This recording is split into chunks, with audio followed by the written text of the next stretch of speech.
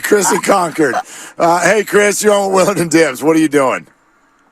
Hey, guys. Thanks for taking my call. Dibs, 4 months to get ready for Chris Paul after literally him being your least favorite player for a decade. 4 months won't do it, my guy. Basically, I wanted to ask you guys a quick question. What do you do when it's your favorite team of all time, the Warriors, picks up your least favorite player of all time in Chris Paul? I know you say you can wrap your head around it. I don't know if I can do that. So I just wanted to get your guys' opinion. Yeah, what I do, and Thanks, Chris. I wouldn't call Chris Paul my least favorite player of all time, but he is on my top 5 list right now of players I did not want to see put on a Warrior uniform. But what I do with that is I work to try to find an open mind, and then you wait and see if it works. I will be mad at the Warriors if they do this and it goes wrong. I will be mad if Chris Paul comes in and plays like a broken down old pickup truck. If he does that, then I think you've got every right to be very frustrated. Now, if he comes in and it works like a charm, and at 25 minutes a night, you get a flash of a future Hall of Famer who is going to open up the floor for Kuminga and Curry and all that, then, yeah, I'll admit what many of you are saying. We'll forget our hatred for Chris Paul because we're Warrior fans. We don't have a choice. It's not like we can go, well, okay, that's it. I'm a big Kings fan next year. No, we're Warrior fans, and if that's who's playing, then I want it to go well. And we've done this for years in many different ways, whether it's the Richard Sherman example so many bring up. Well, that's a great example because it came in and it worked, and they went to the Super Bowl with Richard Sherman. Right, or there's another way to look they got at it. cooked in the Super Bowl, but which is like go to baseball. Every single fan who's a fan of a team and a player who was guilty as all hell of taking steroids, you couldn't understand how the other fans for the other teams were rooting. How can you root for Manny Ramirez? I don't even get Roger Clemens, yuck. And that's how people looked at us. And they look at us that way with Draymond. How can you root for that guy? Yeah. Because he has one of our jerseys, so we don't have a choice. And that's going to be the deal now with Chris Paul. I'm going to have to root for the ball to go in when he shoots it. Right. You're going to have to root for every part of what Chris Paul does. When Chris Paul dribbles and nobody touches him and he flies to the floor and he gets the call, you're going to have to applaud that as he goes to the foul line and knocks down a couple of free throws. I don't have to do that. You are allowed to still be annoyed by characteristics. Sure. I was annoyed by characteristics of Jordan Poole, but I still rooted for his shot to go in. You could be annoyed by characteristics of Klay Thompson, and we all were this year when he was hunting his shot in October and November. I mean, a few you bad were less shots. annoyed, but That's to a greater point about the fan base, there were fans who were annoyed by Klay Thompson, who came out of a summer where he didn't play at all and immediately was hunting shots. There were fans that were annoyed by that. I get it, and that's fair. So to your point about being annoyed. Yeah, but that's to me a little, when we're talking about characteristics, I didn't like your shot selection, to me is different than I don't like the way you play. You like the way Jordan plays when he goes for 40. But at times you don't like the way Jordan plays when he's dribble, fall down, and when he's calling his own number. In general, I didn't. I did not like the way Jordan Poole played because it did not appear to be a smart brand of basketball. I don't think it's winning basketball. Yeah, I've never been a huge fan of Jordan Poole, and I said to you a year and change ago that I don't think that they should have signed him. Now, a year later, I understand why they signed him, and I do believe that they signed him knowing that this was a beautiful out clause in terms of if you don't sign Jordan Poole a year ago, you don't have the same ability to do what you're doing to Jordan Poole now. I'm not going to act like the Warriors predicted and they knew that Jordan Poole's career was going to go sideways. No, but it was a safety net. It was at the very least. It was about control and either or. Either he takes off and takes the next step and you're like, we locked our guy up, or you have him as a trade asset if something doesn't go right. So, yeah, I'll agree with it from that standpoint. And I didn't see it a year ago in terms of the way it could possibly play out. Right. And it's all playing out today in that very fashion. I didn't think about it. The Warriors were playing chess, not checkers, in terms of, okay, Jordan, if you don't progress, if you don't become the player that we need you to become, And the punch set a lot of it into an orbit that nobody could have possibly seen. But once that happened and the year went the way it went and the vets showed a certain amount of frustration with him and you realized Jordan and Draymond can't coexist, well, then you realize, geez, we have this whopper contract we can trade and get a real veteran back in exchange. You're listening to 95.7 The Game, KGMZ FM and HD1 San Francisco, always live on Twitch, YouTube, and the free Odyssey app. This is Willard and Dibs live 2023 NBA Draft on the floor at Chase, and we are exactly 1 hour from the draft getting started. That will be piece 2 to today, which has already had a very big blockbuster for piece 1. Jordan Poole for Chris Paul. Chris Paul is going to be on the Warriors this year. Omar in Oakland. Hey, Omar, what are you doing? I'm over here about to play some golf. I just wanted to say, Twilight. I'm not even a Warriors fan. I'm not a Warriors fan, but I feel like that was not a good trade because you could have got better assets for Poole. He's only 23, and he averaged 20 points a game as a second, third option this year. Very limited role. He's sometimes starting, sometimes coming off the bench. I feel like he's going to thrive in Washington and average about 25, 24 points. Well, Omar, not to interrupt you, but can I ask you, when you say you could have gotten better assets, how do you know that? I mean, there's been plenty of talk that his value was down, obviously. This is what you do. Since you're not going to use Kuminga as much as you would because you guys are a championship contender, you package Kuminga and Poole and that first-round pick that you guys gave up to the Wizards and go get an OG Anunoby or go get somebody like a Miles Turner or go get somebody, a player that's not too young and is not too old. It's right there, and they're like 25 to 30 years old. Or even Brogdon. You know, like you guys could have got Brogdon. Chris Paul's 39 years old, and he doesn't shoot the three ball at elite level.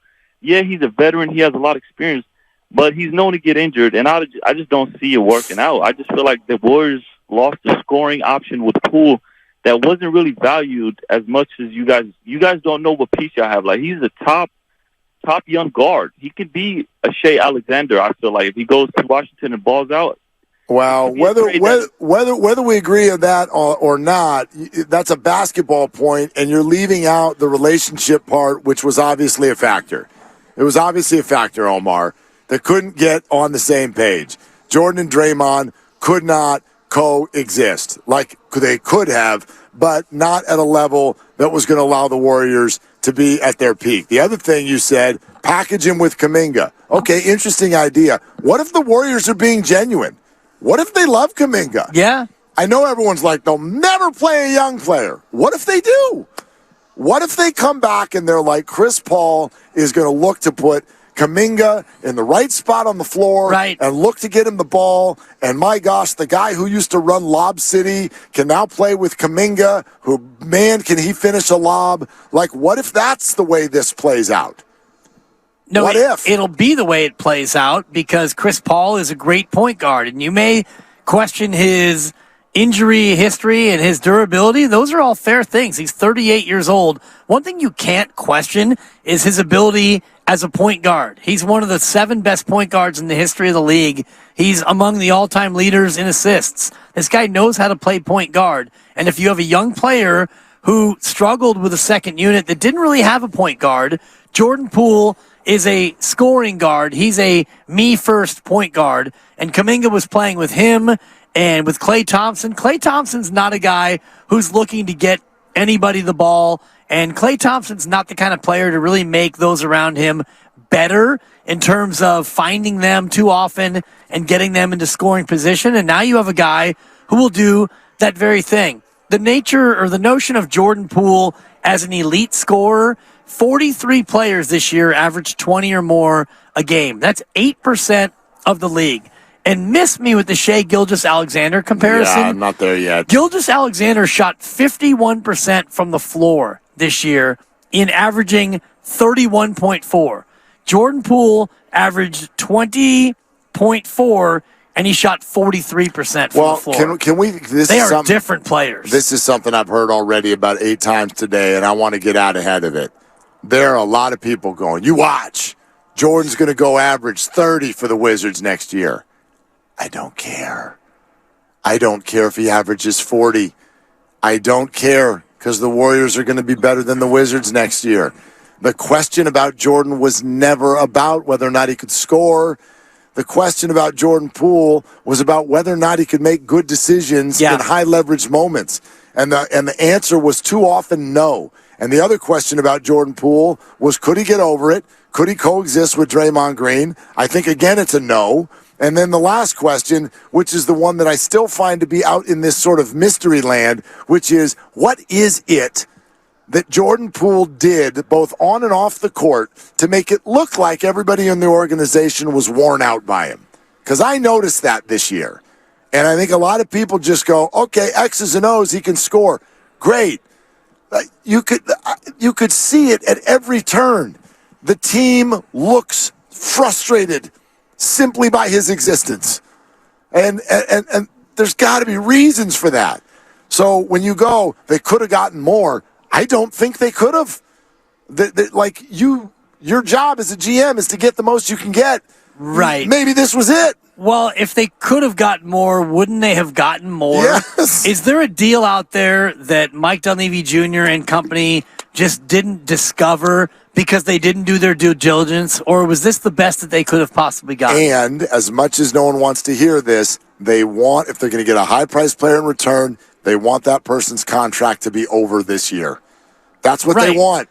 That's what they need, because they would love to next year be able to offer a contract to Clay or have some room to go get somebody else. So they don't want someone who has 2 or 3, 4 more years left on their deal. OG Anunoby was mentioned, and he was a guy that I thought that they could go out and get. Same. But I don't think that they had an opportunity to get Anunoby and said, you know what, we'd rather have Chris Paul at 38 years of age. I think Toronto's going to get better offers than Jordan Poole for I would agree with you. And if Toronto the Kings are after him. If Toronto says we want Kuminga and Poole, then Golden State's going to say no. And I get the sense, Mark, and you said this earlier, and I'm starting to agree with you more and more, that the Warriors are not saying that Kuminga is untradeable, but when it comes down to a Kuminga and Poole blockbuster, they would rather just trade Poole and get less for Poole, which is why they included Ryan Rollins and a future first, a protected first in 2030, and a second rounder, whatever. They got a bunch of those in the GP2 trade. I'm with you. I'm not putting it in ink that Jonathan Kuminga is even going to still be on this team tomorrow.